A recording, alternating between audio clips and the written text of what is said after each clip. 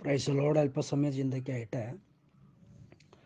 ഗലാത്യ ലേഖനം 4-ാം അധ്യായത്തിൻ്റെ 15 മുതലുള്ള വാക്യങ്ങൾ വായിക്കുന്നു. എൻ്റെ സഹോദരന്മാരെ, ഞാൻ മനുഷ്യരുടെ ഇടയിൽ നടപ്പുള്ള ഒരു ദൃഷ്ടാന്തം പറയാം. ഒരു മനുഷ്യൻ്റെ നിയമമായാലും അത് ഉറപ്പ് വന്ന ശേഷം ആരും ദുർബലമാക്കുകയോ അതിനോട് വല്ലതും കൂട്ടി യോജിപ്പിക്കുകയോ ചെയ്യുന്നില്ല. എന്നാൽ അബ്രഹാമിനും അവൻ്റെ സന്തതികൾക്കും വാഗ്ദത്തം ലഭിച്ചു. സന്തതികൾക്കും എന്ന അനേകരെക്കുറിച്ചല്ല, നിന്റെ സന്തതിക്കും എന്ന ഏകനെക്കുറിച്ചത്രേ പറയുന്നത്. അത് ക്രിസ്തു തന്നെ.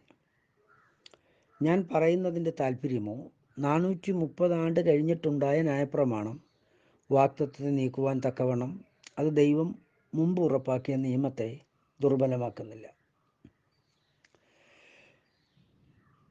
അവകാശം ന്യായപ്രമാണത്താൽ എങ്കിൽ വാഗ്ദത്തമല്ല വരുന്നത്.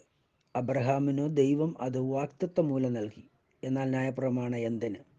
വാഗ്ദത്ത സന്തതി വരുവോളം അത് ലംഘനങ്ങൾ നിമിത്തം കൂട്ടിയോജിച്ചതും ദൂതന്മാർ നിമിത്തം മധ്യസ്ഥൻ്റെ ഏൽപ്പിച്ചതും അത്രേ. ഹല്ലേലൂയ. ഈ ദൈവവചനത്തിൽ എല്ലാത്തിൽ നിന്നും ചിന്ത പറയുവാൻ ഞാൻ യേശുക്രിസ്തുവിൽ ശരണപ്പെടുന്നില്ല. എങ്കിലും എൻ്റെ പ്രിയരെ, നമ്മുടെ കർത്താവായ ദൈവത്തിൻ്റെ ദാസനും നമ്മുടെ സഹോദരനുമായ പൗലോസ് വിശുദ്ധ ഗലാത്യയിലുള്ള ദൈവജനത്തിന് എഴുതക്കൊടുത്ത ദൈവിക ആലോചനയാണ്. ഈ ഗലാത്യർ ഉള്ള വിശുദ്ധന്മാരെന്ന് പറയുമ്പോൾ ഇന്നത്തെ ഭൂമിശാസ്ത്രപരമായി നമ്മൾ ചിന്തിക്കുമ്പോൾ യൂറോപ്യൻ രാജ്യമാണ്. ഇറ്റലിയുടെ ഒരു പണ്ടത്തെ ഒരു തുറമുഖ പട്ടണമാണ് ഗലാത്യ. അന്ന് ഇറ്റലി എന്ന പേരിലായിരുന്നില്ല, റോമാ സാമ്രാജ്യം എന്ന പേരിലാണ് അറിയപ്പെട്ടത്. ഇന്നാണ് അത് ഇറ്റലി എന്ന പേരിൽ അറിയപ്പെടുന്നത്. അന്നത്തെയും ഇറ്റലി എന്ന് പറയുന്നതിൻ്റെ ആസ്ഥാനമായിരുന്നു റോമാ സാമ്രാജ്യം. ഈ റോമാ സാമ്രാജ്യത്തിൻ്റെ കീഴിലുണ്ടായിരുന്ന ഒരു പട്ടണമാണ് ഗലാത്യ പട്ടണം. കർത്താവിൻ്റെ ദാസനെ പൗലോസും കൂട്ടരും പോയി സുവിശേഷം അറിയിച്ച് യേശുക്രിസ്തുവിലേക്ക് നടത്തിയ ഒരു കൂട്ടം ജനമാണ് ഗലാത്യ സഭ. അവർക്ക് വേണ്ടി എഴുതി കൊടുത്ത ദൈവാലോചനയാണ് ഗലാത്യ ലേഖനം. ന്യായപ്രമാണ ആചാരികളായ യഹൂദന്മാർ, വിശ്വാസത്തിൽ വന്നിട്ടുള്ളവർ ന്യായപ്രമാണ ആചാരണത്തിലൂടെയാണ് യേശുക്രിസ്തുവിനെ മഹത്വപ്പെടുത്തേണ്ടത് എന്ന് ദൈവജനത്തെ നുഴഞ്ഞ് കയറി വന്ന വിശുദ്ധന്മാരെന്ന് പറയപ്പെടുന്ന യേശുക്രിസ്തുവിന് സ്നാനപ്പെട്ടവരുടെ കൂട്ടത്തിലുള്ള ദുരുപദേഷ്ടക്കാന്മാർ ദൈവസഭയെ വിരുദ്ധമായ ദൈവാലോചന പഠിപ്പിച്ചപ്പോൾ എഴുതി അറിയിച്ച് അങ്ങനെ അവരെ ദൈവവചനത്തിന് വിരുദ്ധമായി ന്യായപ്രമാണ ആചാരങ്ങളിലൂടെയാണ് യേശുക്രിസ്തുവിനെ സേവിക്കേണ്ടതെന്നുള്ള ഉപദേശം, അത് ദൈവിക ഉപദേശമല്ലാത്തത് കൊണ്ട് അതിനെ ദുരുപദേശം എന്ന് വിളിക്കുന്നു. അങ്ങനെയുള്ള അങ്ങനെയുള്ള ഉപദേശത്തിനോട് വിരോധമായിട്ട് കർത്താവിൻ്റെ ദാസൻ പരിച്ഛേദന എന്നാൽ എന്ത്, പരിച്ഛേദനയും അഗ്രധർമ്മവും തമ്മിലുള്ള വ്യത്യാസം എന്താണ്, ന്യായപ്രമാണവും കൃപയുടെ പ്രമാണവും തമ്മിലുള്ള വ്യത്യാസം എന്താണ്, ന്യായപ്രമാണം ഉളവാക്കുന്നതിന് മുമ്പേ ഉളവായ പ്രമാണമാണ് ദൈവത്തിൻ്റെ കൃപയുടെ പ്രമാണം അഥവാ വാഗ്ദത്ത പ്രമാണം. അത് ദൈവം മുമ്പേ ഉറപ്പാക്കിയ നിയമമാണ്. ഇങ്ങനെയുള്ള കാര്യങ്ങൾ വിശ്വാസത്തിൻ്റെ യേശുക്രിസ്തുവിൽ വിശ്വസിക്കപ്പെട്ട തൻ്റെ വിശുദ്ധന്മാർ വിശ്വാസത്തിന് വില കൊടുത്ത് വിശുദ്ധയെ നയിക്കണമെന്നുള്ള പ്രബോധനത്തോടു കൂടി കർത്താവിൻ്റെ ദാസൻ ആലോചന പറഞ്ഞ് എഴുതി അറിയിച്ച ദൈവത്തിൻ്റെ സന്നിധിയിലുള്ള അല്ലെങ്കിൽ ദൈവസഭയ്ക്കുള്ള ലേഖനമാണ് ഗലാത്യ ലേഖനം.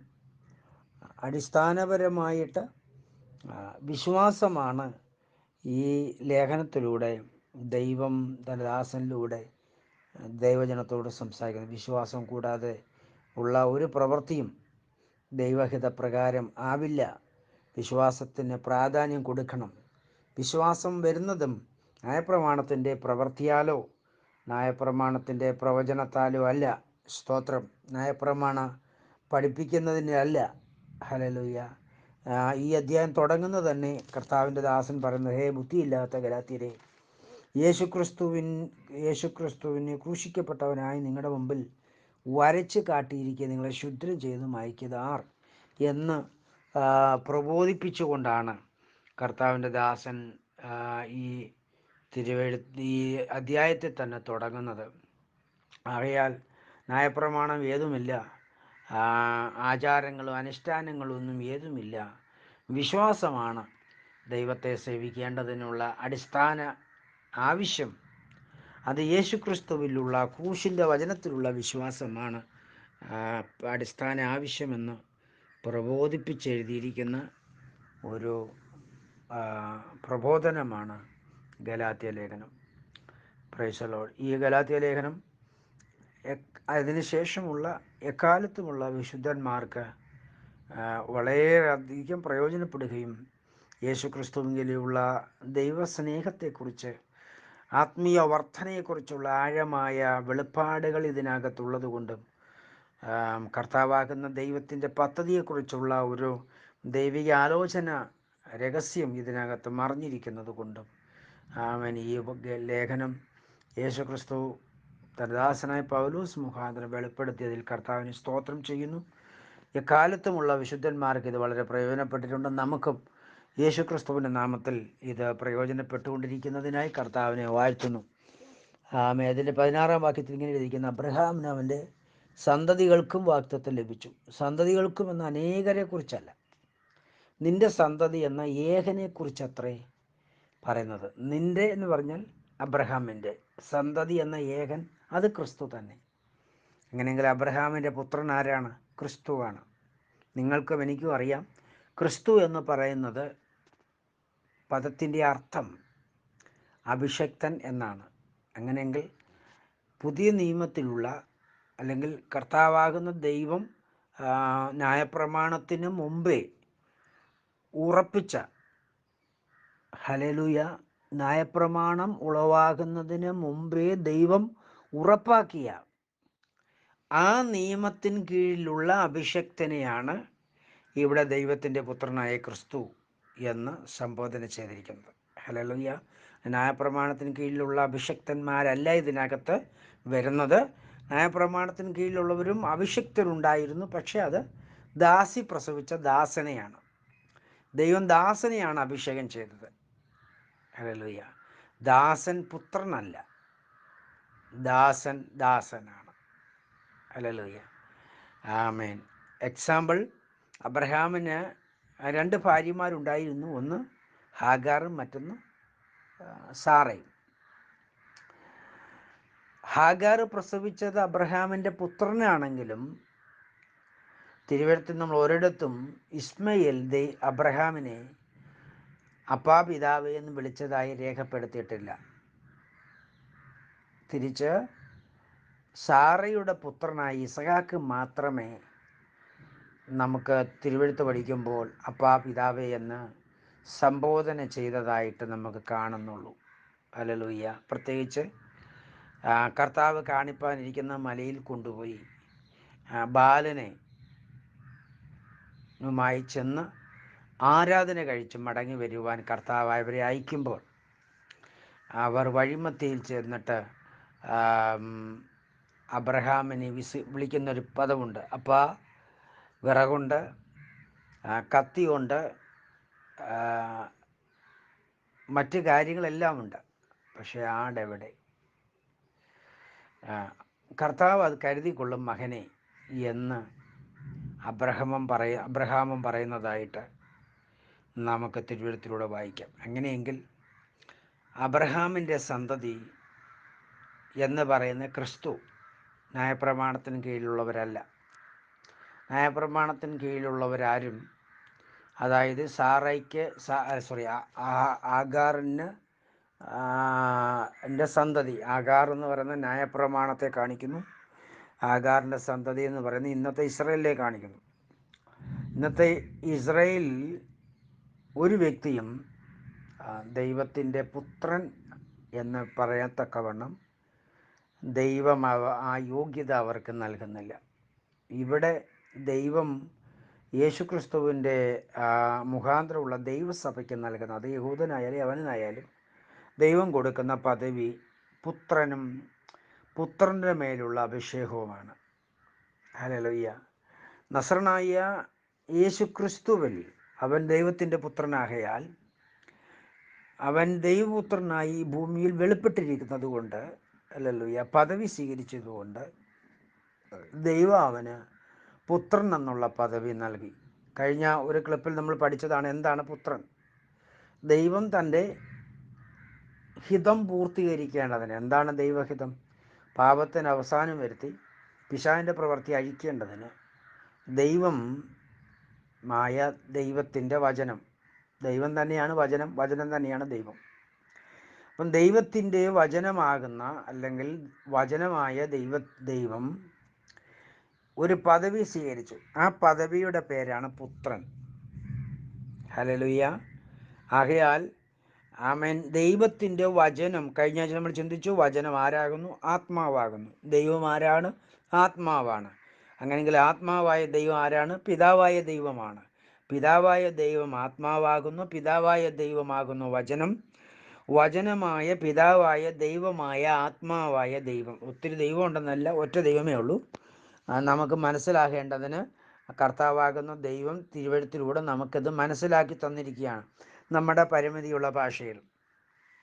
ഇപ്പം നമ്മളിൽ ഒരാൾ മാത്യൂസ് എന്ന് പറയുന്ന വ്യക്തി, അല്ലെങ്കിൽ ഏബ്രഹാം എന്നുള്ളൊരു വ്യക്തി എന്നിരിക്കട്ടെ, എൻ്റെ പ്രിയ സഹോദരങ്ങളെ, ആരോ ആയിക്കൊള്ളട്ടെ, ആ വ്യക്തി എന്ന് പറയുന്നതാണ് ആ വ്യക്തിയുടെ ശബ്ദം. ആ വ്യക്തിയുടെ ശബ്ദം നമുക്ക് പരിചയമുണ്ടെങ്കിൽ, ആ വ്യക്തി നമ്മൾ കണ്ടില്ലെങ്കിലും ആ ശബ്ദം കേൾക്കുമ്പോൾ നമുക്ക് തിരിച്ചറിയും ഇത് അബ്രഹാം എന്ന വ്യക്തിയുടെ ശബ്ദമാണ്. ഹല്ലേലൂയ. കാരണം എബ്രഹാം എന്ന വ്യക്തിയുടെ ശരീരവും മാത്യൂസ് എന്ന വ്യക്തിയുടെ എബ്രഹാം എന്ന വ്യക്തിയുടെ ശബ്ദവും മാത്യൂസ് എന്ന വ്യക്തിയുടെ ശബ്ദവും നമ്മൾ എന്ത് ചെയ്തിരിക്കുന്നു? മുന്നമേ കേട്ടിരിക്കുന്നു. ഇതേപോലെ ദൈവത്തിൻ്റെ ശബ്ദമാണ് ദൈവം. ദൈവത്തിൻ്റെ ശബ്ദമാണ് ആത്മാവ്. ആത്മാവായ ദൈവത്തിൻ്റെ ശബ്ദമാകുന്നു പിതാവായ ദൈവം. പിതാവായ ദൈവം ആത്മാവാണ്. ഹല്ലേലൂയ. ദൈവം ആത്മാവാകുന്നു. ഹല്ലേലൂയ. അപ്പം ദൈവമായ ആത്മാവായ ആമേൻ, സ്തോത്രം, കർത്താവ് ഭൂമിയിൽ ജഡത്തിൽ വെളിപ്പെട്ടതാണ്. ആര്? പുത്രൻ. അതായത് ദൈവം തൻ്റെ പ്രവൃത്തിയുടെ പൂർണ്ണത വെളിപ്പെടേണ്ടതിന്, ദൈവത്തിൻ്റെ പദ്ധതിയുടെ പൂർണ്ണതയ്ക്ക് വേണ്ടി ദൈവം എന്ത് ചെയ്തു? ഈ ഭൂമിയിൽ ആമേൻ മനുഷ്യനായി വെളിപ്പെട്ടു. കർത്താവാകുന്ന ദൈവം മനുഷ്യനായി വെളിപ്പെട്ടതാണ്. ആമേൻ, സ്തോത്രം. നമ്മെപ്പോലൊരു മനുഷ്യനായിരുന്നില്ല കർത്താവായ ദൈവം.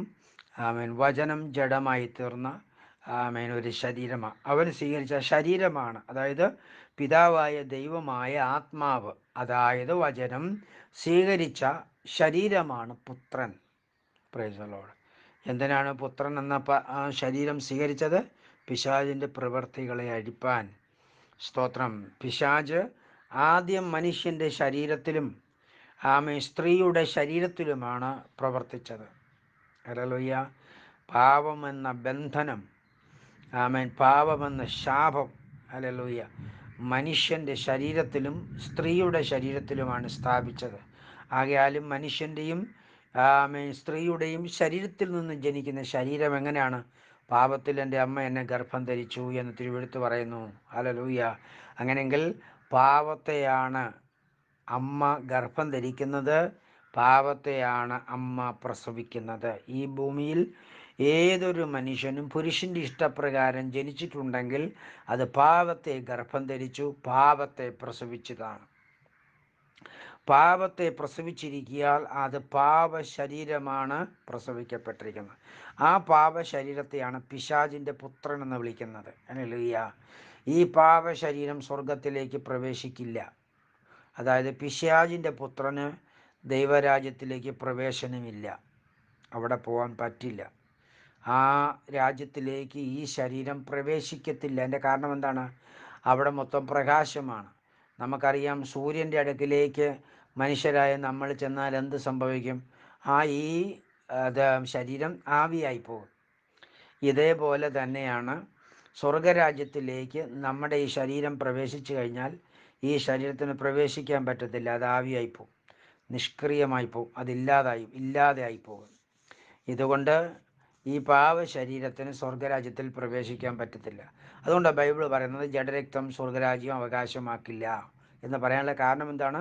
ഈ ജഡരക്തത്തിൽ ഇത് ജനിച്ചിരിക്കുന്നത് പാവ സംബന്ധിച്ചായതുകൊണ്ട് പാവ ശരീരത്തിന് സ്വർഗരാജ്യത്തിലേക്ക് പ്രവേശിക്കാൻ പറ്റില്ല. കാരണം സ്വർഗരാജ്യം വിശുദ്ധിയാണ്, സ്വർഗരാജ്യം അതിഭയങ്കര തേജസ്സാണ്. ആമേൻ. നമ്മൾക്ക് ഇന്ന് കാണുന്ന സൂര്യനേക്കാൾ 10,000 മടങ്ങ് വലിപ്പമുള്ള സൂര്യന്മാരെ, സ്തോത്രം, കോടിക്കണക്കിന് സൂര്യന്മാരെ, ആമേൻ, ആയിരക്കണക്കിന് ഗ്യാലക്സികളെ നിർമ്മിച്ച സർവശക്തനായ ദൈവത്തിന് എന്തുമാത്രം തേജസ്സായിരിക്കും. ആമേൻ. നമുക്ക് കാണാൻ കഴിയുന്നതിനപ്പുറമായ ആമേൻ സ്തോത്രം അതിഭയങ്കരമായ ആമേൻ പവറുള്ള ശക്തിയായ കിരണങ്ങളാണ് ദൈവത്തിൽ നിന്ന് നമ്മുടെ പിതാവിൽ നിന്ന് ഉത്ഭവിക്കുന്നത്. ഈ ശരീരത്തിന്, ഈ കർത്താവിൻ്റെ സന്നിധിയിലേക്ക് നമ്മുടെ പാപ ശരീരത്തിന് പ്രവേശിക്കാൻ പറ്റില്ല. അതിൻ്റെ സമീപേ പോലും ഒരു പരിധിക്കപ്പുറം പോയി കഴിയുമ്പോൾ ഇതാവിയായിപ്പോവും. ഹല്ലേലൂയ. പ്രിയപ്പെട്ടവരെ, അതുകൊണ്ട് ജഡരക്തങ്ങൾ സ്വർഗരാജ്യം അവകാശമാക്കില്ല എന്ന് ബൈബിൾ എഴുതിയിരിക്കുന്ന വചനം അതുകൊണ്ടാണ് അങ്ങനെ എഴുതിയിരിക്കുന്നത്. അതുകൊണ്ട് എൻ്റെ പ്രിയരെ, ആമേൻ, പാവത്തിൽ ജനിച്ച് ശരീരത്തിന് സ്വർഗത്തിൽ പ്രവേശനമില്ല. പാവ ശരീരം സ്വർഗത്തിൽ പോവില്ല. ഹല്ലേലൂയ. അതിനെന്ത് സംഭവിക്കണം? പാവ ശരീരത്തിന് മാറ്റം വരണം. Price the Lord. അതിന് സ്വർഗീയ ശരീരം, ഈ പാവ ശരീരത്തിന് പകരം സ്വർഗീയ ശരീരം നമ്മളിൽ ഉണ്ടാകണം. അതിനു വേണ്ടിയാണ് ദൈവമാകുന്ന കർത്താവ് സ്വർഗീയ ശരീരത്തോട്, പാവ ശരീരത്തിലല്ല ജനിച്ചത്. ദൈവം മറിയത്തിൻ്റെ ഗർഭപാത്രത്തിൽ ജനനമെടുത്തത് സ്വർഗീയ ശരീരത്തിലാണ്, അല്ലാതെ പാവ ശരീരത്തിലല്ല. സ്തോത്രം. ഈ സ്വർഗീയ ശരീരം ഇപ്പോഴും യേശുവിലുണ്ട്. യേശു ശിഷ്യന്മാർക്ക് തന്നെ വെളിപ്പെടുത്തി കൊടുക്കുമ്പോൾ കർത്താവ് പറയുന്നുണ്ട്, എന്നെ തൊട്ട് നോക്കുവിൻ, എന്നിൽ കാണുന്ന പോലെ അസ്ഥിയും മാംസവും ഭൂതത്തിനില്ലല്ലോ. അങ്ങനെയെങ്കിൽ സ്വർഗീയ ശരീരത്തിന് അസ്ഥിയും മാംസവും ഉണ്ടാകാം, പക്ഷേ ആ ശരീരം സ്വർഗീയ ശരീരമാണെങ്കിൽ അത് തേജസ്സേറിയ ശരീരമാണ്. നമുക്ക് കർത്താവാകുന്ന ദൈവം ആമേൻ റാപ്ചർ തരുമ്പോൾ, അതായത് പ്രധാന ദൂതൻ്റെ ശബ്ദത്തോടും ദൈവത്തിൻ്റെ കാഹളത്തോടും ആമേൻ സ്തോത്രം, കർത്താവ് സ്വർഗത്തിൽ നിന്ന് ഇറങ്ങി വരുമ്പോൾ ഇവിടെ കയറി വരുവീനെന്ന് പരിശുദ്ധ പിതാവ് നമ്മളെ വിളിക്കുമ്പോൾ നമുക്കുണ്ടാകുന്ന ശരീരം എന്ന് പറയുന്നത് അസ്ഥിയും മാംസവുമുള്ള രൂപാന്തരം പ്രാപിക്കുന്ന ശരീരമാണ്. ആ ശരീരത്തിന് തേജസ്സേറിയതാണ്. ഈ തേജസ്സേറിയ ശരീരത്തോടു കൂടിയാണ് നമ്മൾ റാപ്ചർ പ്രാപിക്കുന്നത്. റോമാലേഖനം 8-ാം അധ്യായത്തിൻ്റെ 18 വാക്യത്തിൽ പറയുന്നത്, നമ്മൾ വെളിപ്പെടുവാനിരിക്കുന്ന തേജസ് വിചാരിച്ചാൽ ഈ ലോകത്തിലെ കഷ്ടം സാരമില്ല എന്ന് ഞാൻ എണ്ണുന്നു. ഹല്ലേലൂയ. അങ്ങനെയെങ്കിൽ നമ്മളിൽ വെളിപ്പെടാനിരിക്കുന്ന തേജസ് അതിശ്രേഷ്ഠമാണ്. ഈ അതിശ്രേഷ്ഠ തേജസ്, ഹല്ലേലൂയ, നമ്മളിൽ വെളിപ്പെടാനിരിക്കുന്നതാണ്. ആമേൻ സ്തോത്രം. നമ്മിലെന്ന് പറയുമ്പോൾ മാനസാന്തരപ്പെട്ട് യേശു ക്രിസ്തുവിൻ്റെ നാമത്തിൽ സ്നാനപ്പെട്ട് പരിശുദ്ധാത്മാഭിഷേകം പ്രാപിച്ച് വിശുദ്ധിയിലും വേർപാടിലും ജീവിക്കുന്ന വിശുദ്ധന്മാർക്ക് ദൈവം നൽകുന്ന തേജസ്സേറിയ ശരീരം. അപ്പോൾ ഈ തേജസ്സേറിയ ശരീരമായി നമ്മൾ രൂപാന്തരപ്പെടണമെങ്കിൽ ദൈവം പാപരഹിതമായ ശരീരത്തിൽ ഈ ഭൂമിയിൽ ജനിക്കണം. ഈ പാപരഹിതമായൊരു ശരീരം കർത്താവ് ഒരുക്കിയതാണ്. തിരുവെഴുത്ത് പറയുന്നു, നീ എനിക്ക് ശരീരം ഒരുക്കിയിരുന്നു. അപ്പം ആ മുൻകരുതിയ ശരീരമാണ് മറിയത്തിൻ്റെ ഗർഭപാത്രത്തിൽ മനുഷ്യനായി വെളിപ്പെട്ടത്. അപ്പം ഈ ശരീരത്തെയാണ് ദൈവപുത്രൻ എന്ന് വിളിക്കുന്നത്. അല്ലല്ലോ, ഈ ശരീരം എന്ന ദൈവപുത്രൻ ആമേൻ സ്തോത്രം ആകുന്നു അബ്രഹാമിൻ്റെ സന്തതി. അബ്രഹാമിൻ്റെ സന്തതി എന്ന് പറഞ്ഞാൽ എന്താണ്? പാപരഹിതമായ ശരീരം ഉള്ള ആമേൻ സ്തോത്രം ശരീരത്തിൻ്റെ ഉടമസ്ഥനാണ് ദൈവത്തിൻ്റെ പുത്രൻ. അവനെ ദൈവം അഭിഷേകവും ചെയ്യും. ഹല്ലേലൂയ. അതുകൊണ്ട് അവനെയും ക്രിസ്തുവിൻ്റെ അവയവം എന്ന് വിളിക്കാം. Price the Lord. അപ്പം അബ്രഹാമിൻ്റെ ആമേൻ സന്തതിയായി ദൈവം ഈ ഭൂമിയിൽ മനുഷ്യനായി തീർന്നത് എന്തിനു വേണ്ടിയാണ്? ദൈവപുത്രനായി തീർന്നതിനു വേണ്ടിയാണ്. പിശാചിൻ്റെ പ്രവൃത്തികൾ അഴിപ്പാൻ. പിശാചിൻ്റെ പ്രവൃത്തി നമ്മൾ മുൻപേ ചിന്തിച്ചതാണ്. പിശാചിൻ്റെ പ്രവൃത്തി അഴിപ്പാൻ വേണ്ടിയാണ് ദൈവം, അതായത് വചനം, ഒരു പദവി സ്വീകരിച്ചു. ഹല്ലേലൂയ. ആ പദവിയാണ് പുത്രൻ. സ്തോത്രം. ഈ പുത്രന് മാത്രമേ, അത് വചനത്തിൽ നിന്ന് ജനിച്ചത് വചനമാണ്. അവൻ ദൈവവചനത്തിൽ നിന്ന് ജനിക്കുന്നതെല്ലാം ദൈവവചനമാണ്. സ്തോത്രം. വചനം വിശുദ്ധമാകിയാൽ, പരിശുദ്ധ പിതാവിൻ്റെ വചനം വിശുദ്ധമാകിയാൽ ആ പിതാവിൽ നിന്ന് ജനിച്ചതും എന്തായിരിക്കും? വിശുദ്ധമാണ്. അതുകൊണ്ട് ആ തിരുവെഴുത്ത് 2 കൊരിന്ത്യർ 5:17 പറയുന്നത്, ഒരുവൻ ക്രിസ്തുവിൽ പുതിയ സൃഷ്ടി, പഴയതെല്ലാം കഴിഞ്ഞുപോയി, സകലതും പുതുതായി തീർന്നു. ഈ പുതിയ സൃഷ്ടി എന്ന് പറയുന്നത് സ്തോത്രം നമ്മുടെ അകത്തെ മനുഷ്യൻ്റെ ശരീരമാണ്, അല്ലാതെ പുറത്തെ മനുഷ്യൻ്റെ ശരീരമല്ല. സ്തോത്രം. ഈ പുതിയ സൃഷ്ടി എന്ന് പറയുന്നത് നമ്മളിൽ ഉണ്ടാകുന്ന രണ്ടാമതുണ്ടാകുന്ന സ്വഭാവവും അകത്തെ മനുഷ്യൻ്റെ ശരീരവുമാണ്. ഏലത്തു അറകസ്ഥിതി ദിനവാരകഷാന അത് നമ്മളിൽ ഉണ്ടാകട്ടെ. സ്തോത്രം. നമ്മുടെ നസറനായ യേശു ഈ ഭൂമിയിൽ ആമേൻ സ്തോത്രം ഇരിക്കുമ്പോൾ തന്നെ ആമേൻ അവനിലും ഈ രണ്ടവസ്ഥ ഉണ്ടായിരുന്നു. ഒന്ന്, വചനം ജഡമായ ശരീരവും സ്തോത്രം അതിനകത്ത് ആത്മാവും. അതൊരു വ്യത്യസ്തമായ അനുഭവമാണ്. കർത്താവാകുന്ന ദൈവത്തിൻ്റെ ആത്മാവും ശരീരവും രണ്ട് ഘടകമാണ്. നമ്മുടെ ശരീരവും ആത്മാവും രണ്ട് ഘടകമായിരിക്കുന്നത് പോലെ ആയിരുന്നു. ഹല്ലേലൂയ. ആമേൻ സ്തോത്രം.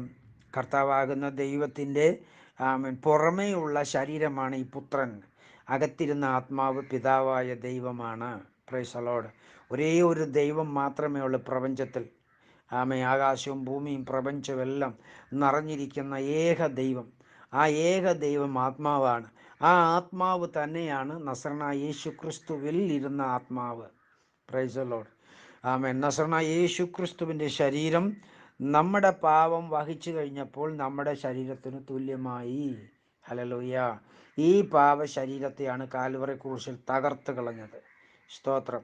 എന്നാൽ പാപം വഹിക്കുന്നതിന് മുമ്പോ നമ്മുടെ കർത്താവിൻ്റെ ശരീരത്തിൽ പാപമില്ലായിരുന്നു. ഹല്ലേലൂയ. എന്നാണ് പാപം വഹിച്ചത്? എപ്പോഴാണ്? ആമേൻ. കർത്താവ് അന്ത്യത്താഴ സമയത്ത് കർത്താവ് തൻ്റെ ശിഷ്യന്മാർക്ക് പങ്കിട്ട് കൊടുത്ത് എന്താണ്? ഇതെൻ്റെ ശരീരം, ഇതിൽ നിന്ന് വാങ്ങി ഭക്ഷിപ്പീൻ, ഇതെൻ്റെ രക്തം എന്ന് പറഞ്ഞ് കർത്താവ് അപ്പം എടുത്ത് വാഴ്ത്തി ശിഷ്യന്മാർക്ക് കൊടുത്തു. വീഞ്ഞെടുത്ത് വാഴ്ത്തി ശിഷ്യന്മാർക്ക് കൊടുത്തു. അപ്പം അവൻ്റെ ശരീരത്തെയാണ് കർത്താവാകുന്ന ദൈവത്തിൻ്റെ ശിഷ്യന്മാർക്ക് നുറുക്കി കൊടുത്തത്. നിങ്ങളിതിൽ നിന്ന് വാങ്ങി ഭക്ഷിപ്പീൻ, ഇത് നുറുക്കിയാണ് കൊടുത്തത്.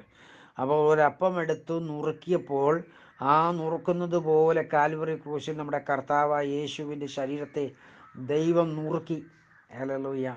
ആമേൻ സ്തോത്രം. ദൈവം നുറുക്കിയെന്ന് പറയുമ്പോൾ നിങ്ങൾ ചിന്തിക്കും ഈ ദൈവവും യേശു ക്രിസ്തുവും രണ്ടാണെന്ന്. പ്രിയരെ, അല്ല.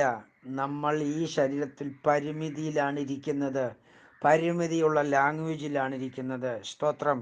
അങ്ങനെയെങ്കിൽ ആമേൻ ദൈവവും യേശുവും ഒന്ന് തന്നെയാണ്, ഒരു വ്യക്തിയാണ്. സ്വർഗത്തിൽ തൻ്റെ സിംഹാസനത്തിൽ ദൈവം എന്ന നിലയിൽ ഇരിക്കുമ്പോൾ തന്നെ അതേ കർത്താവിന് ഭൂമിയിൽ മനുഷ്യനായി വെളിപ്പെടാൻ കഴിയും. അത് ദൈവത്തിന് കഴിയും, മനുഷ്യർക്ക് അസാധ്യമാണ്. ഇത് ദൈവത്തിന് കഴിയുമെന്ന് ഞാൻ വിശ്വസിക്കണമെങ്കിൽ എനിക്കിത് വെളിപ്പെടണം. അങ്ങനെ എനിക്ക് വെളിപ്പെട്ട് ഞാനത് വിശ്വസിക്കുമ്പോഴാണ് എനിക്ക് രക്ഷയുണ്ടാകുന്നത്. എനിക്കിത് വെളിപ്പെടാതിരിക്കുന്നിടത്തോളം കാലം എനിക്കെന്തും ഉണ്ടാകില്ല, രക്ഷ ഉണ്ടാകില്ല. ഞാൻ വീണ്ടും ജനിക്കത്തില്ല.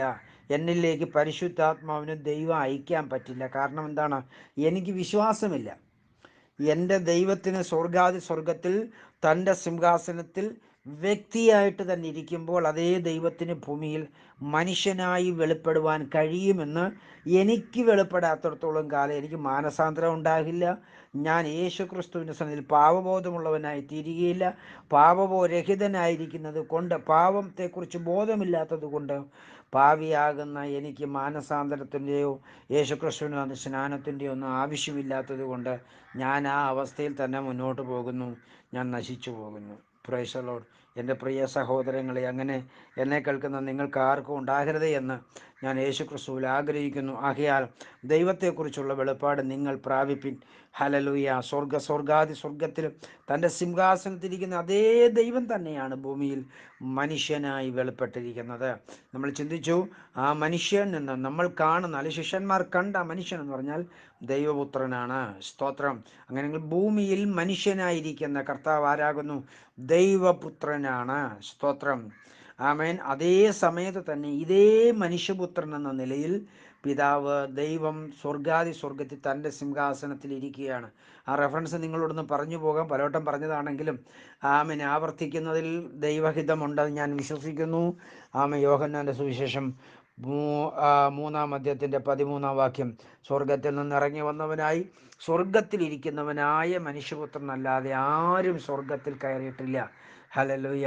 നിക്കോദെമോസിനോട് മനുഷ്യൻ എന്ന നിലയിൽ കർത്താവ് സംസാരിച്ചുകൊണ്ട് ആമേൻ ഇരിക്കുമ്പോൾ, അല്ലെങ്കിൽ കർത്താവാകുന്ന ദൈവത്തിൻ്റെ പരസ്യ ശുശ്രൂഷയുടെ ഏതോ ഒരു പീരീഡിൽ നിക്കോദോമസുമായിട്ട് രാത്രിയിൽ സംസാരിച്ചുകൊണ്ടിരിക്കുന്ന അതേ വേളയിൽ ഇതേ കർത്താവ് മനുഷ്യപുത്രൻ എന്ന നിലയിൽ തൻ്റെ സിംഹാസനം, സ്വർഗത്തിൽ ഒരേ ഒരു സിംഹാസനമേ ഉള്ളൂ, ആ സ്വർഗസിംഹാസനത്തിൽ ഇരിക്കുന്നു എന്നാണ് കർത്താവിനെ കുറിച്ച് തന്നെ സാക്ഷീകരിക്കുന്നത്. ഒരിക്കലും കർത്താവ് കള്ളം പറയത്തില്ല. കള്ളം പറയാൻ ദൈവം മനുഷ്യനോ മനുഷ്യപുത്രനോ അല്ല. Praise the Lord. ആമേൻ. ദൈവം എന്ന നിലയിൽ ദൈവം മനുഷ്യനോ മനുഷ്യപുത്രനോ അല്ല. ഹല്ലേലൂയ. നമ്മുടെ കർത്താവ് എന്ന നിലയിൽ അത് കർത്താവായിത്തീർന്നതാണ്. ഹല്ലേലൂയ. ദൈവം ആയതല്ല. സ്തോത്രം. ദൈവം എന്ന നിലയിൽ ദൈവം ആയതല്ല, ദൈവം സ്വയംഭൂവാണ്. എന്നാൽ മനുഷ്യപുത്രൻ എന്ന നമ്മുടെ കർത്താവായിത്തീർന്നതാണ്. ദൈവം നമുക്ക് കർത്താവായതാണ്. ദൈവം നമ്മുടെ കാര്യസ്ഥനായതാണ്. ദൈവം മനുഷ്യപുത്രനായതാണ്. ദൈവപുത്രനായതാണ്. ആമേൻ. ദൈവം യഹോവയായതാണ്. അല്ലാതെ ദൈവം യഹോവയല്ല. ദൈവം പിതാവാണ്. ദൈവം പിതാവായതാണ്. സ്തോത്രം. അപ്പം ദൈവം എന്ന നിലയിൽ ദൈവം ആകുന്നതല്ല, ദൈവം സ്വയംഭൂവാണ്, ദൈവം ഏകനാണ്. ആ ദൈവം ആമേൻ നമ്മൾ ഈ ഭൂമിയിൽ മനുഷ്യനായിട്ട് വന്നതിന് ശേഷം ന്യായപ്രമാണം ആദ്യം ദൈവം കൊടുത്ത പ്രമാണമെന്നല്ല അറിയുന്നത്. അങ്ങനെ ആ ന്യായപ്രമാണം കൊടുത്ത സമയത്ത് ദൈവം മോശയോട് പറഞ്ഞതാണ്, ഞാൻ യഹോവയാകുന്നു, ഞാൻ കർത്താവാകുന്നു. ഹല്ലേലൂയ. ആമേൻ. കർത്താവായതാണ്, യഹോവയായതാണ്. പ്രിയരെ, നമ്മൾ തിരുവെഴുത്തിൽ വായിച്ചില്ലേ? ആമേൻ. സ്തോത്രം. ഗലാത്യ ലേഖനം 4-ാം അധ്യായത്തിൻ്റെ സ്തോത്രം 17-ാം വാക്യത്തിൽ എന്താ പറയുന്നത്? ന്യായപ്രമാണം മോശയ്ക്ക് ദൈവം വെളിപ്പെടുത്തി കൊടുക്കുന്നതിന് മുമ്പേ ദൈവം ന്യായപ്രമാണത്തിന് മുമ്പേ ഉറപ്പാക്കിയ ഒരു നിയമമുണ്ട്. ഹല്ലേലൂയ. ആ നിയമമാണ് നമുക്ക് ലഭിച്ചിരിക്കുന്ന ക്രൂശിൻ്റെ വചനം. മത്തായി മുതൽ വെളിപ്പാട് വരെയുള്ള ക്രൂശിൻ്റെ വചനം ഉത്ഭവിച്ചത് ന്യായപ്രമാണത്തിന് മുമ്പേ ഉള്ള പ്രമാണമാണ്. ഹല്ലേലൂയ. അത് ദൈവം ഉറപ്പാക്കിയതാണ്, ദൈവം സീൽ ചെയ്തതാണ്. ദൈവം എന്നോട് പറഞ്ഞൊരു കാര്യം നിങ്ങളോട് ഞാൻ ഷെയർ ചെയ്യാം. ദൈവം എന്നോട് ചോദിച്ചു, ഞാൻ അനന്യനായിരിക്കുന്നത് എങ്ങനെയാണെന്ന് എനിക്കറിയാമോ? ഞാൻ അന്നേരം കർത്താവിനോട് പറഞ്ഞു, കർത്താവേ, എനിക്കറിയത്തില്ല, എനിക്കെങ്ങനെ ഇതറിയാൻ പറ്റും? കർത്താവിനോട് പറഞ്ഞു, കുഞ്ഞേ, ഞാൻ എന്നോടൊരു നിയമം ചെയ്തിട്ടുണ്ട്. ആമേൻ. സ്തോത്രം. ആ നിയമം വിട്ട് ഞാൻ ഇടത്തോട്ടെങ്കിലോ വലത്തോട്ടെങ്കിലോ മാറുന്നില്ല. ഹല്ലേലൂയ. അതുകൊണ്ട് ഞാൻ എന്നിൽ തന്നെ അനന്യനാകുന്നു. ഹല്ലേലൂയ. ഇതേപോലെ കർത്താവായ ദൈവം എന്നോട് പറയുകയാണ്, ഞാൻ എൻ്റെ നിയമമാണ് നിനക്ക് തന്നിരിക്കുന്നത്. ഹല്ലേലൂയ. ഈ നിയമം വിട്ട് നീ ഇടത്തോട്ടോ വലത്തോട്ടോ മാറാതിരുന്നാൽ നീ എന്നെ പോലെ അനന്യനായിത്തീരും. ഹല്ലേലൂയ. തിരുവെഴുത്ത് അതാ പറയുന്നത്. ഹല്ലേലൂയ. ലോകവും അതിൻ്റെ മുഖവും ഒഴിഞ്ഞു പോകും, ദൈവിഷ്ടം ചെയ്യുന്നവന് എന്നേക്കും ജീവിക്കും. നമ്മുടെ ദൈവത്തിൻ്റെ ഇഷ്ടം എന്താണ്? നമ്മൾ എന്നേക്കും ജീവിക്കണം എന്നുള്ളതാണ്. അപ്പം ദൈവം ഭൂമിയിൽ മനുഷ്യനായി തീർന്നത് പിശാചിൻ്റെ പ്രവർത്തികളെ അഴിപ്പാൻ. ഇതാണ് നമ്മൾ ചിന്തിച്ച ചിന്താ വിഷയം. പിശാചിൻ്റെ പ്രവർത്തികളെ അഴിപ്പാനാണ് ദൈവം മനുഷ്യനായത്. അപ്പം മനുഷ്യനെന്ന നിലയിൽ ശിഷ്യന്മാർ കാണുമ്പോൾ തന്നെ ശിഷ്യന്മാർ കാണുന്നത് പുത്രനെയും ശിഷ്യന്മാരുടെ അകത്തിരിക്കുന്നത് പിതാവായ ദൈവവുമാണ്. നമ്മൾ പിതാവേ എന്ന് വിളിക്കുന്ന ആരാണോ അവൻ തന്നെയാണ് ശിഷ്യന്മാരുടെ കർത്താവിൻ്റെ ഉള്ളിലിരുന്നത്. ശിഷ്യന്മാർ കാണാത്ത കർത്താവ്, ശിഷ്യന്മാരോട് സംസാരിച്ചുകൊണ്ടിരിക്കുമ്പോൾ തന്നെ ശിഷ്യന്മാർ കാണാത്തൊരു കർത്താവുണ്ട്. ഹല്ലേലൂയ. ആ കർത്താവ് എന്ന് പറയുന്നത് പിതാവായ ദൈവം. അതുകൊണ്ടാണ് ഫിലിപ്പോസ് ചോദിച്ചത്, കർത്താവേ, ഞങ്ങൾക്ക് ഇതൊക്കെയാണെങ്കിൽ ഞങ്ങളുടെ പിതാവിനെ ഒന്ന് കാണിച്ചു തരണം. അപ്പോൾ കർത്താവ് എന്താ പറഞ്ഞത്? ഫിലിപ്പോസിനോട് 14:8 ആമേൻ. സ്തോത്രം. ഫിലിപ്പോസിൻ്റെ ആവശ്യം ഇതാണ്. അപ്പം കർത്താവ് പറയുകയാണ്, സ്തോത്രം, ഞാൻ ഇത്രയും നാളും നിങ്ങളോടുകൂടി ഇരുന്നിട്ട് നീ എന്നെ മനസ്സിലാക്കിയില്ലയോ, അറിയുന്നില്ലയോ ഫിലിപ്പോസേ? എന്നെ കണ്ടവൻ പിതാവിനെ കണ്ടിരിക്കുന്നു, ഞാനും പിതാവ് ഒന്നാണ്. ഇനി ഒരു പിതാവിനെ നിനക്ക് കാണിച്ചു തരാൻ പറ്റില്ല. സ്തോത്രം. അങ്ങനെയാണെങ്കിൽ നമ്മളപ്പാ പിതാവ് എന്ന് വിളിക്കുന്ന മഹാദൈവം തന്നെയാണ് ഈ ഭൂമിയിൽ ശിഷ്യന്മാരുടെ കൂട്ടത്തിൽ ഇരുന്നത്. അപ്പോൾ അവർ സംസാരിച്ച, അവർ തൊട്ടത്, അവരനുഭവിച്ചത് പുത്രനെയാണ്. സ്തോത്രം. അത് നമ്മുടെ സ്ഥാനാധിപതിയാണ്.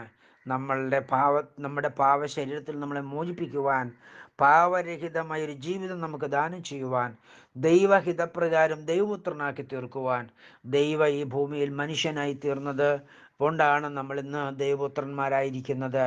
അല്ലെങ്കിൽ നമ്മൾ 16-ാം വാക്യത്തിൽ വായിച്ചതിൻ്റെ അവസാന വാക്യത്തിൽ ഈ ഭാഗം ഇങ്ങനത് അവൻ സ്തോത്രമാണ്. എന്നാൽ അബ്രഹാമിനും അവൻ്റെ സന്തതികൾക്കും വാഗ്ദത്തം ലഭിച്ചു. സന്തതികൾക്കും എന്ന് അനേകരെക്കുറിച്ചല്ല, സന്തതിക്കുന്ന ഏകൻ. ആ ഏകൻ ആരാകുന്നു? ക്രിസ്തു. ഈ ക്രിസ്തു എന്ന് പറയുമ്പോൾ ആമേൻ കർത്താവിൻ്റെ നമ്മുടെ ഈ ക്രിസ്തു എന്ന് പറയുന്ന ദൈവത്തിൻ്റെ അഭിഷക്തൻ. ക്രിസ്തു എന്ന വാക്കിനർത്ഥം അഭിഷക്തൻ എന്ന്. ഈ അഭിഷക്തൻ എന്നിവിടെ സംബോധന ചെയ്യുന്നത് നമ്മുടെ സ്ഥാനാധിപതിയും കർത്താവിൻ്റെ അഭിഷക്തനാണ്. അപ്പോൾ തന്നെ ഈ നമ്മുടെ സ്ഥാനം വഹിച്ചപ്പോൾ നമ്മുടെ കർത്താവ് നമ്മുടെ സ്ഥാനം വഹിച്ചപ്പോൾ നാം എന്നൊരു വ്യക്തിത്വമുണ്ട് അല്ലേ? ആ വ്യക്തിത്വം ആരാകുന്നു? ദൈവത്തിൻ്റെ സഭയാണ്. അപ്പം ദൈവത്തിൻ്റെ സഭയെന്ന ദൈവപുത്രൻ്റെ സ്ഥാനം വഹിച്ചതാണ് നമ്മുടെ കർത്താവാകുന്ന നസറനായ യേശു ക്രിസ്തു. അപ്പം അവൻ അങ്ങനെ വരുമ്പോൾ അവൻ ആരാകുന്നു? ശരീരമെന്ന സഭയുടെ ശിരസാകുന്നു. ശിരസും ക്രിസ്തുവാണ്. ഉടലിലെ ഓരോ അവയവങ്ങളും ക്രിസ്തുവിൻ്റെ അവയവങ്ങളാണ്. ഹല്ലേലൂയ. ഈ അവയവങ്ങൾ ഓരോരുത്തരും സ്തോത്രം ക്രിസ്തുവിൻ്റെ അവയവങ്ങളായി തീർന്നിരിക്കുന്ന എങ്ങനെയാണ്? മാനസാന്തരപ്പെട്ട് പത്രോസിൻ്റെ ഉപദേശപ്രകാരം യേശു ക്രിസ്തുവിൻ്റെ നാമത്തിൽ സ്നാനമേറ്റപ്പോഴാണ് ഈ ക്രിസ്തു എന്ന ദൈവസഭയുടെ അവയവങ്ങളായി തീർന്നത്. ക്രിസ്തു എന്ന ദൈവപുത്രൻ്റെ അവയവങ്ങളായി തീർന്നത്. ഹല്ലേലൂയ. അതുകൊണ്ട് എന്നെ കേൾക്കുന്ന പ്രിയരെ, പത്രോസിൻ്റെ ഉപദേശം അനുസരിച്ച് മാനസാന്തരപ്പെട്ട് യേശു ക്രിസ്തുവിൻ്റെ നാമത്തിൽ സ്നാനപ്പെടാതിരുന്നാൽ ഒരു വ്യക്തിക്കും ക്രിസ്തുവിൻ്റെ അവയവമാകാൻ പറ്റുകയില്ല. ഹല്ലേലൂയ. ക്രിസ്തുവിൻ്റെ അവയവമായി നാം തീരണമെങ്കിൽ നമ്മളെ സ്നാനപ്പെടുത്തുന്ന സ്നാപകൻ യേശു ക്രിസ്തുവിൻ്റെ പേര് പറഞ്ഞ് നമ്മളെ ജലാശയത്തിലേക്ക് സ്നാനപ്പെടുത്തുമ്പോൾ നമുക്ക് എന്ത് ലഭിക്കുമെന്നറിയാമോ? 3 പദവി. ഒന്ന്, നമുക്ക് പാപം മോചിക്കപ്പെടുന്നു. യേശു ക്രിസ്തുവിൻ്റെ പേരിൽ നമുക്ക് പാപമോചനം ലഭിക്കപ്പെടുന്നു. 2, യേശു ക്രിസ്തുവിൻ്റെ ക്രൂശുമരണത്തിൽ നമ്മൾ പങ്കാളിത്തം വഹിക്കുന്നു. ഇത് മുഖാന്തരമാണ് നമുക്ക് പാപമോചനം ലഭിക്കുന്നത്. ഒന്നാമത്തേത് എന്താണ്? യേശു ക്രിസ്തുവിൻ്റെ നാമത്തിൽ നമുക്ക് പാപമോചനം. അതെങ്ങനെയാണ് ലഭിക്കുന്നത്? നമ്മൾ യേശു ക്രിസ്തുവിൻ്റെ പേര് സ്നാനപ്പെടുത്തുമ്പോൾ നമ്മൾ യേശു ക്രിസ്തുവിൻ്റെ ക്രൂശുമരണത്തിന് പങ്കാളിത്തം വഹിക്കുന്നു. ഇക്കാരണങ്ങളാൽ യേശു ക്രിസ്തുവിൻ്റെ നാമത്തിൽ നമുക്ക് പാപമോചനം ഉണ്ടാകുന്നു. 2, നമ്മൾ യേശു ക്രിസ്തുവിനെ ധരിക്കുന്നു. ഹല്ലേലൂയ. 3, നമ്മൾ യേശു ക്രിസ്തുവിനോട് ചേരുന്നു. അപ്പം യേശു ക്രിസ്തുവിൻ്റെ ക്രൂശുമരണത്തിൽ പങ്കാളിത്തം വഹിച്ച് 1, പാപമോചനം ലഭിക്കുന്നു. 2, നമ്മൾ യേശു ക്രിസ്തുവിനെ ധരിക്കുന്നു. നമ്മുടെ ശിരസ് മുതൽ ഉള്ളങ്കാല് വരെയും നമ്മൾ യേശു ക്രിസ്തു എന്ന പേരിനെ ധരിക്കുകയാണ്. യേശു ക്രിസ്തുവിനെ ധരിക്കുക എന്ന് പറഞ്ഞ അർത്ഥം എന്താണ്? യേശു ക്രിസ്തു എന്ന പേരിനെ ധരിക്കുകയാണ്. അങ്ങനെ പേരിൽ ധരിച്ചാൽ മാത്രമേ ഒരുവൻ ക്രിസ്തുവിലായാൽ പുതിയ സൃഷ്ടിയാകത്തുള്ളൂ. ഞാൻ ക്രിസ്തുവിലാകുന്നത് എങ്ങനെയാണ്? യേശു ക്രിസ്തുവിൻ്റെ നാമത്തിൽ സ്നാനപ്പെടുമ്പോൾ യേശു ക്രിസ്തു എന്ന പേരിനെ എൻ്റെ ശിരസ്സു മുതൽ ഉള്ളങ്കാല് വരെയും ഞാൻ ധരിക്കുകയാണ്. ദൈവത്തിൻ്റെ ഹിതപ്രകാരം ദൈവം എന്നെ ധരിപ്പിക്കുകയാണ്. ഈ ധരിപ്പിക്കുന്നത് മുഖാന്തരം, ഇങ്ങനെ ധരിപ്പിക്കപ്പെടുമ്പോൾ മുഖാന്തരമായിട്ട് എന്നിൽ കർത്താവിൻ്റെ പരിശുദ്ധാത്മാവിനെ അയക്കുന്നു. പരിശുദ്ധാത്മാവ് ആരാണ്? ആത്മാവിനെ അയക്കും. തിരുവെടുത്ത് പറയുന്നത്, എന്നാൽ നിങ്ങൾക്ക് പരിശുദ്ധാത്മാവെന്ന ദാനം ലഭിക്കും. ഈ പരിശുദ്ധാത്മാവെന്ന ദാനം എന്ന് പറഞ്ഞാൽ എൻ്റെ ഹൃദയത്തിലേക്ക് അയക്കപ്പെടുക. എപ്പോഴാണ് അയക്കപ്പെടുന്നത്? ഞാൻ യേശു ക്രിസ്തു എന്ന പേര് സ്നാനത്തോടുകൂടി ധരിക്കുമ്പോഴാണ് പരിശുദ്ധാത്മാവെന്ന ദാനം എന്നിലേക്ക് അയക്കപ്പെടുന്നത്. ഹല്ലേലൂയ. അപ്പോൾ ഞാൻ യേശു ക്രിസ്തുവിനോട് ചേരുകയാണ്. തിരുവെടുത്ത് പറയുന്നു, ഒരുവൻ ക്രിസ്തുവിലായാൽ പുതിയ സൃഷ്ടി, പഴയതെല്ലാം കഴിഞ്ഞുപോയി. ദൈവം ഈ ഭൂമിയിൽ മനുഷ്യനായി തീർന്നത് എന്നെ പുതിയ സൃഷ്ടിയാക്കുവാനാണ്. ഈ പുതിയ സൃഷ്ടി ന്യായപ്രമാണത്തിൻ്റെ സന്തതിയല്ല. ഈ പുതിയ സൃഷ്ടി പിശാചിൻ്റെ പ്രമാണവുമല്ല. ഈ പുതിയ സൃഷ്ടി ദൈവത്തിൻ്റെ വചനമായ യേശു ക്രിസ്തുവിൻ്റെ നാമത്താൽ ഉത്ഭവിക്കുന്ന ദൈവം മഹത്വമാണ്. സ്വർഗസ്ഥനായ ഞങ്ങളുടെ പിതാവേ, നിന്റെ പേരിനെ ഭൂമിയിൽ വിശുദ്ധീകരിക്കണമേ. എങ്ങനെയാ പേരിനെ വിശുദ്ധീകരിക്കുന്നത്? ഈ യേശു ക്രിസ്തു എന്ന പേരിൽ ഞാൻ സ്നാനപ്പെടുമ്പോഴാണ്. അല്ലെങ്കിൽ യേശു ക്രിസ്തു എന്ന് പറഞ്ഞാൽ യേശു ക്രിസ്തു എന്ന പേരിൽ സ്നാപകൻ എന്നെ സ്നാനപ്പെടുത്തുമ്പോഴാണ്, സ്തോത്രം, ദൈവത്തിൻ്റെ പേര് എന്നിൽ വിശുദ്ധീകരിക്കപ്പെടുന്നത്. ഇതല്ലാതെ ദൈവത്തിൻ്റെ പേര് എന്നിൽ വിശുദ്ധീകരിക്കപ്പെടുന്നില്ല. അതുകൊണ്ട് എന്നെ കേൾക്കുന്ന എൻ്റെ പ്രിയ സഹോദരങ്ങളെ, അബ്രഹാമിൻ്റെ സന്തതിയാകുന്ന ക്രിസ്തു എന്ന് നമ്മൾ തിരുവെഴുത്തിൽ വായിച്ചല്ലോ. ഈ ക്രിസ്തു ദൈവത്തിൻ്റെ ശരീരമായ സഭയാകുന്ന ഇസഹാക്കാകുന്നു. കർത്താവ് മമ്മരിയുടെ തോപ്പിൽ വന്നിട്ട് അടുത്ത വർഷം ഈ സമയം നിനക്കൊരു സന്തതി ഉണ്ടാകുമെന്ന് പറഞ്ഞു. ആ വാക്കിനാലാണ് ഇസഹാക്ക് ജനിച്ചത്. അതുകൊണ്ട് ഇസഹാക്ക് നമുക്ക് നിഴലായിരിക്കുന്നു. നാം എങ്ങനെയാണ് യേശുവിനെ കർത്താവിൻ്റെ രക്ഷിതാവുമായി ഹൃദയത്തിൽ സ്വീകരിച്ച് യേശു ക്രിസ്തുവിൻ്റെ നാമത്തിൽ സ്നാനപ്പെട്ടപ്പോൾ നമ്മുടെ ഹൃദയത്തിൽ വചനം ജഡമായി തീർന്നു. പരിശുദ്ധാത്മാവ് ശരീരം ധരിച്ചു. ആകയാൽ നാം വചനത്തിൽ ജനിച്ച നമ്മൾ വചനമായി തീർന്നു. അതായത് ദൈവപുത്രൻ്റെ അവയവമായി തീർന്നു. നമ്മൾ അഭിഷക്തരായിട്ടുണ്ടെങ്കിൽ നമ്മൾ അഭിഷക്തരുമായി തീർന്നു. നമ്മൾ ക്രിസ്തുവിൻ്റെ അവയവമായി തീർന്നു. അതുകൊണ്ട് എന്നെ കേൾക്കുന്ന എൻ്റെ പ്രിയപ്പെട്ട സഹോദരങ്ങളെ, കർത്താവാകുന്ന യേശുവിനെ ഭക്തിയോട് സേവിച്ച് അവൻ്റെ വഴികളിൽ നടക്കാൻ ശ്രമിക്കുക. അടുത്ത ആഴ്ച നമുക്ക് ഇതിൻ്റെ അടുത്ത ഭാഗം കേൾക്കാം. സർവശക്തൻ നിങ്ങളെ അനുഗ്രഹിക്കട്ടെ. ഞങ്ങളെ ഓർത്ത് പ്രാർത്ഥിക്കണമെന്ന് അപേക്ഷിക്കുകയും ചെയ്യുന്നു.